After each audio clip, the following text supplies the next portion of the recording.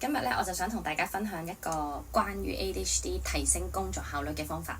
因為我本人咧就係 ADHD 嘅，係 ADHD 嘅人最大嘅一個困難點啦，就係佢哋做唔到。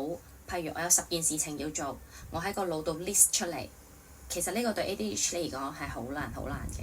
ADHD 嘅人係需要一個小方法幫到佢哋，就係寫 memo 紙。你見到我都寫好多 memo 紙嘅。總之一件事就寫一張 memo 紙。一張 memo 紙千祈唔好多過一件事。做完一件事好簡單，我哋搣走佢，抌咗佢。咁呢個係最有效幫到 ADHD， 而佢哋又唔需要係咁喺個腦度喺度諗，我有冇做漏啊？有冇做錯啊？死啦！我係咪 organize 啊？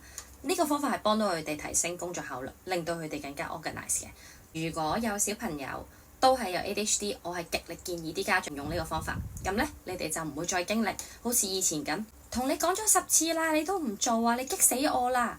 你就以後都唔使咁勞氣啦。嚟緊呢，我會分享到一個就係如何提升 ADHD 嘅人嘅專注力。下次見。